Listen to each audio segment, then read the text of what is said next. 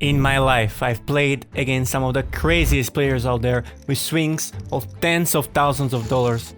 And today, you are in for a treat. Not only am I bringing to you my most intense PLO moments, I am also going to reveal the winning strategies behind them. So consequently, you are prepared for those huge spots yourself. Let me start with my largest spot ever against an aggressive high stakes reg. When someone put leads on this flop, it's usually a strong and high equity hand. You cannot be thrilled about bear top 2. That's why we call, expecting a difficult decision on turn.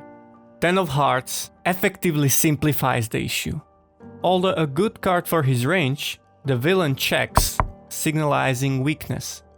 I size down, targeting the draws that often decide to slow down. Surprisingly, he disagrees. I am confused, I have the nuts, but I'm not gonna complain. The question is, do we call and keep his bluffs in, or force the issue right away? His flop lead substantially narrows his range to some sort of draw or a made hand, like top 2 or set. 6x with a flush draw and 6-2 are only two reasonable bluff raise candidates. On top of that, it's very unlikely he decides to go for a check raise with 6-6 or 2-2. That really leaves only 10x pots and potential ace-10 trips. Rather merge range. That's why I repot. He just calls. 8 of spades. And he puts all the chips in the middle. We are definitely not thrilled about this decision. My hand goes from the nuts to being a bluff catcher. On the turn, we define his range to trips, pots, and occasional bluff with a flush draw. So when the river completes the flush, he would have to turn either trips or flash into a bluff. A play that only a handful of players in the world can execute. It is much more likely that he improve into a higher full house. At this point, it is already a 600 big blind pot, and if I call, $24,000 is going to be my biggest pot ever. I close my eyes and call. He shows the cards. I see Jack, 10, 9, and I am already making peace with losing the biggest spot of my life. But then the chips come my way. I am ecstatic. He was value betting a worse spot. If you are surprised by this play, you're gonna be mind blown watching our second hand. The next opponent is so impressive that not even words can describe. Not surprisingly, we are facing a 4-bet, and I go for the max variance move. Upon a quick check, we can see we have pre-flop equity advantage. But the reason I like the 5-bet is that this hand will often hit a pair, and consequently it can often stack off on the flop in low SPR. This is a perfect hand to play in SPR 2 to 3. Ace-high flop is obviously very favorable for our ace-ace heavy range. That being said, our particular hand cannot be too thrilled. I prefer to split my range here, where I jam most of the middling and medium strong hands, and bet small with very polar range, including air weak draws and of course sets with high flush draw. 9 of spades, the best card in the deck. We have an easy decision.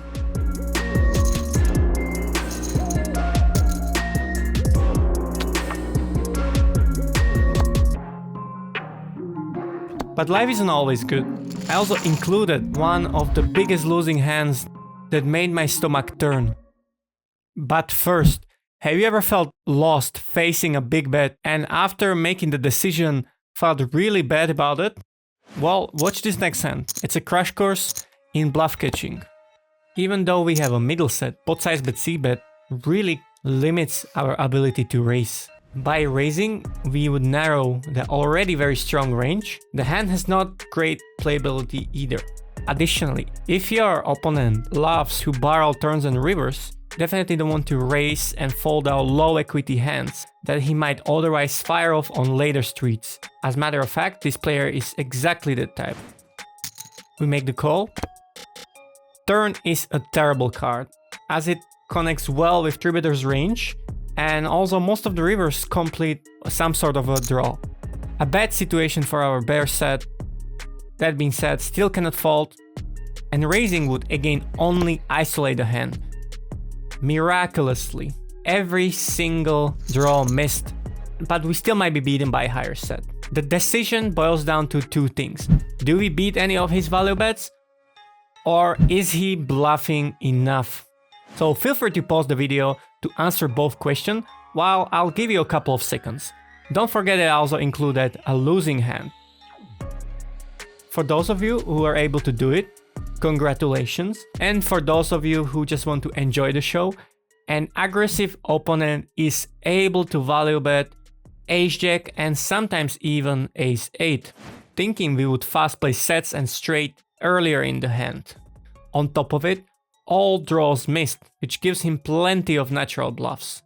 We make the call, and he shows top and bottom. Rather a confusing play. Let me know in the chat what you guys think about this hand. This next hand didn't let me sleep for months. Well, see for yourself. I am sitting with a beautiful 26k stack. That might change by the end of the hand. On the flop, I go for raise with a middle set and flush draw against c-bet. 3-better doesn't have that many sets, meaning he mostly has an overpair with flush draw or pair with a flush draw. And I definitely want to charge these hands. Turn is a blank and I continue with the plan. And 2 of hearts seems to solidify the outcome of the hand, as it improves both our perceived hand and the actual hand. But William disagrees. He leads for full pot. It's really hard to imagine what kind of hands he has with this line. He would fast play sets either on flop or turn. In rare instance, he might call the bottom set twice. Most of queen 2 that he gets on the turn are with a flush draw, and it's very likely he would check shove it instead of check call. 2x boats are unlikely to be part of his 3-bet range. That really eliminates most of hands he could potentially call against our re-raise. The pot is already quite big and I am tired. I don't want to look foolish if I miss something important. So I just call. And he shows middle pair with a missed open-ended straighter. So confusing. The only rational explanation I came to is that on flop and the turn, he decided to chase his open-ended straighter, justifying it with the potential opportunity to dong jam on flush runouts with his king of diamonds. So once the river pairs, he realizes he can't win in the showdown and still goes with his initial plan to bluff on the river. He couldn't have picked worse timing. Now the most controversial of the hands. There is already 2k in the middle and we flop pretty well, with the board being dry, as both players don't have many 2 pairs or sets. This means we have a big range advantage. And I would split my range, again, jam most of middling to strong hands, aka aces, to deny equity, and bet small with the strongest hands, such as occasional sets, pairs with redraw, and of course, bluffs. Our hand in particular is on the threshold. While the added components, the top pair and the nut gather, increase its equity, it doesn't have the best playability on future streets. I go for half pot. The turn 6 of hearts and 3-better leads small. Very unorthodox play, and range-wise doesn't make as much sense, as he doesn't connect with the card at all. He doesn't have that many 5-3 to begin with. His flop check call range is exclusively King X, and the mega traps like pocket kings. My thought process during the game was that he's very polar. That being said, we should not forget that this is 5-card PLO and bluffs always have some sort of equity. In the end, it comes down to his ability to fire up on the rivers when he misses. Otherwise, we just give him chance to hit his 2-pair outs for free. This guy is very capable, so I decide to call. River decision is going to be hard to navigate. Well, of course not this river. Very resourceful play by him. His intention was to fold out bare aces, but he failed to realize I would have potted the flop with this type of hands. Watch closely our next hand, as it effectively demonstrates why poker is such a popular game. In deep stack poker, when you are out of position, make sure to have strong hands in your calling range. Ace-Ace with poor connectivity has bad playability, and since we cannot stack off right away, this makes it an ideal candidate to call and trap. Bing, we got instantly rewarded. We are definitely underrepresented on this board, and that's why I go for full pot check raise. I don't see in the position player bet folding a lower set. This turn really solidifies the hand, and there is no real reason to bet big. We either have a full house or a bluff. And we are scooping another... Wait, what? Oh well, sometimes you can do everything right, but still lose. That's the beauty of the game. The last two hands hold a secret to dominating aggressive players. We 3-bet c-bet this good flop for our range. Turn brings a low card, shifting the advantage to the in-position player. He has more lower straight compared to our range. We call, but we're not too thrilled. The sweet 10 of diamonds. There is no reason to lead, as an aggressive player would likely jam all hands he would call if we were to lead jam. On top of it, he would fold any potential bluffs.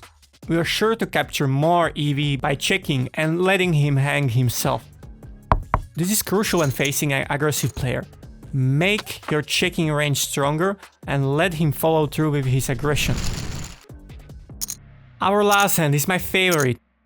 When playing against a skilled aggressive player, look out for spots where they can deny your equity. This flop is a perfect example. Against most of people, we can take a stab, but against this player, we might run into a check raise. That would completely destroy the EV of our hand as it gets dominated by higher flush draws. We check, and then wow, the stone cold nuts.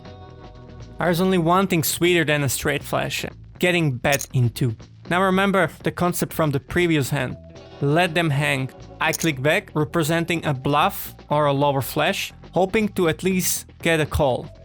He repots, and I am definitely thinking about Vegas and the Mirage. I tank call, a blank river, jam and call. The best day of my life. Alright, so we just seen how wild 5-card PLO can get and how much knowing your opponent's tendencies may decide whether you come out on top or fall behind. That's why I'm putting together a 30-minute deep dive in the most common population tendencies and exactly how you can exploit them to gain an edge. If you would like to receive it, sign up to my email list below. Those who sign up receive this exclusive content released only through my email list, which could be the key to not just winning but totally dominating the game. Thanks guys, that's all for today. Good luck at the tables.